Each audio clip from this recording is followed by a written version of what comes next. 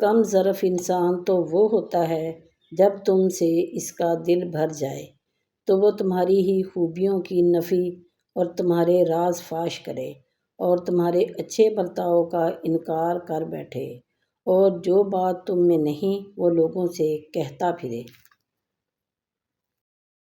محبت کی گنتی 2 سے شروع ہوتی ہے اور 2 پر ہی ختم ہو جاتی ہے۔ اگر 2 میں سے ایک نکل جائے تو پیروں کے نیچے سے زمین نکل جاتی ہے اور اگر 2 میں ایک شامل ہو جائے تو یقین نکل جاتا ہے۔ محبت نبھانے کے لیے زمین اور یقین دونوں کا ہونا بہت ضروری ہے۔ محبت کا سبق بارش سے سیکھو جو پھولوں کے ساتھ ساتھ کانٹوں پر بھی برستی ہے۔ اللہ رزق کھول دے تو دسترخوان لمبا کر دو، دیواریں نہیں۔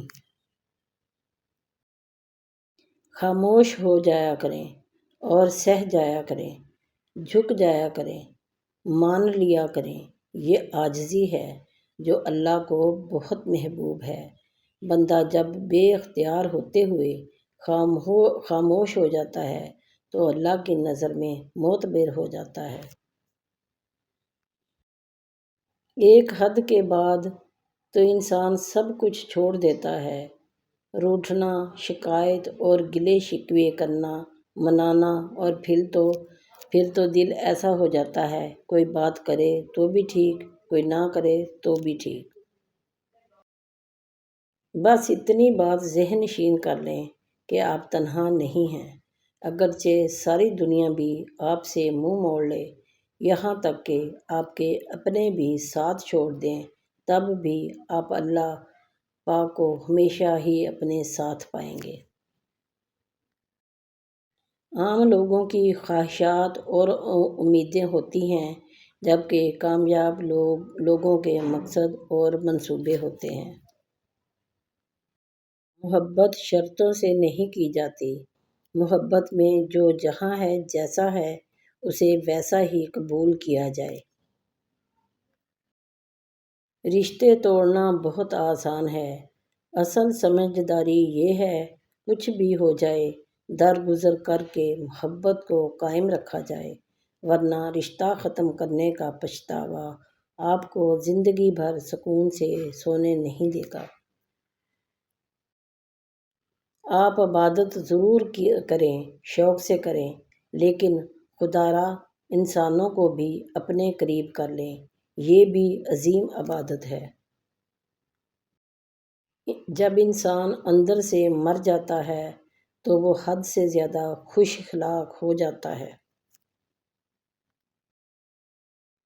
ہر وہ شخص جو آپ کی زندگی میں قدم رکھتا ہے اس کے آنے کا کوئی نہ کوئی سبب ہوتا ہے۔ کچھ آپ کو محبت کرنا سکھا دیتے ہیں، کچھ لوگ محبت نبھانا سکھا دیتے ہیں، کچھ صبر کرنا سکھا دیتے ہیں تو کچھ خواب دیکھنا، اور کچھ لوگ انہیں خواب کو پورا کرنے کا حوصلہ دے جاتے ہیں۔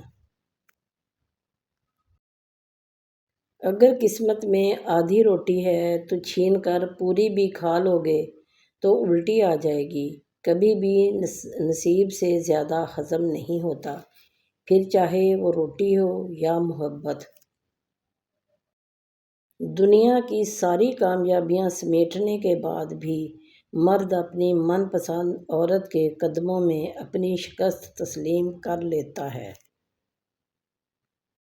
ایک طرف نفرت ہے جو چند لمحوں میں محسوس کر لی جاتی ہے اور ایک طرف محبت ہے جس کا یقین دلانے میں زندگی گزر جاتی ہے۔